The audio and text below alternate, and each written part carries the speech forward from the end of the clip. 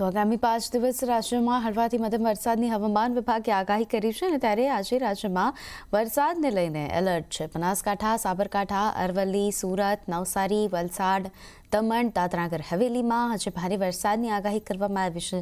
તો સૌરાષ્ટ્રમાં પણ ભારે વરસાદની આગાહી કરાઈ છે। અમદાવાદ અને ગાંધીનગરમાં પણ ભારે વરસાદની હવામાન વિભાગે આગાહી કરી છે।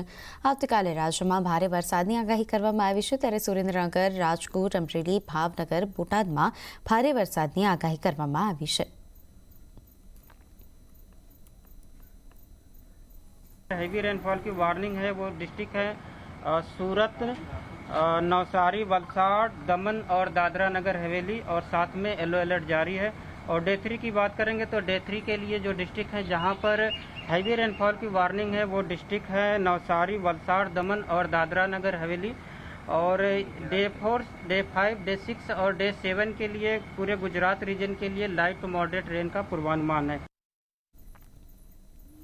तो गुजरात में 24 કલાકમાં સાર્વત્રિક વરસાદ વરસ્યો છે, ત્યારે સમગ્ર રાજ્યમાં મેઘરાજા મન મૂકીને વરસી રહ્યા છે। વરસાદને લઈને ધરતીપુત્રોમાં આનંદ જોવા મળી રહ્યો છે।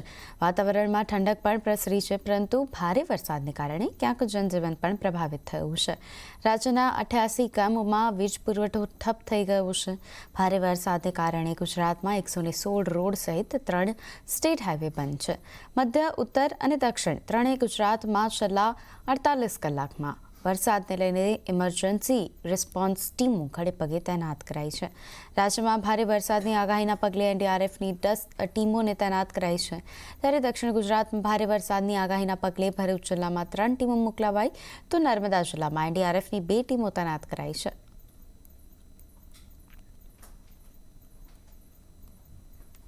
તો આ તરફ અરવલ્લીમાં પણ ધોધમાર વરસાદ થયો। મોડાસામાં 24 કલાકમાં 3 ઇંચ વરસાદ ખાબક્યો અને જેના કારણે મોડાસા શામળાજી હાઈવે ઉપર ખેતરોમાં પાણી ભરાયા।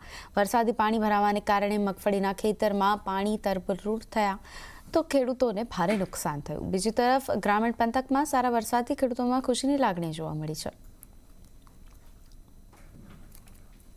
અરવલ્લી જિલ્લામાં છેલ્લા 24 કલાકમાં સાર્વત્રિક વરસાદ વરસ્યો છે, પરંતુ છેલ્લા 12 કલાકમાં મોડાસા તાલુકામાં સૌથી વધુ 3 ઇંચ વરસાદ નોંધાયો છે। દ્રશ્યો બતાવી દઈશ કે મોડાસા શામળાજી હાઈવે ઉપર જે આજુબાજુ આવેલા જે ખેતરો છે તેના દ્રશ્યો છે।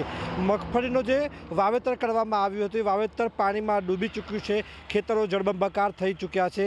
જે પ્રકારે વરસાદ વરસ્યો છે, કારણ કે પાણી નિકાલનો રસ્તો ન હોવાના કારણે ખેતરોમાં પાણી ભરાઈ રહે છે, એટલે કે ખેતરોમાં હાલ ખેડૂતો માટે જવું અશક્ય છે। ખેડૂતો રાહ જોતા હતા કે વરસાદ ક્યારે પડે, અને માત્ર 1 થી 3 ઇંચ વરસાદમાં જ ખેતરમાં ન જઈ શકાય તેવી સ્થિતિનું નિર્માણ થયું છે। કે અરવલ્લી જિલ્લામાં સરેરાશ 24 કલાકમાં 1 થી 3 ઇંચ વરસાદ વરસ્યો છે। આ સંજોગોમાં ખેડૂતો માટે સારા સમાચાર તો છે, પરંતુ કેટલાક ખેડૂતો માટે ખેતરમાં ન જઈ શકાય તેવા સમાચાર છે। ત્યારે ક્યાંક ને ક્યાંક જોઈ શકાય છે કે અરવલ્લી જિલ્લામાં જે વરસાદની આશા છે કે જે વરસાદ પડે તે હાલ જોવા મળી રહ્યો છે।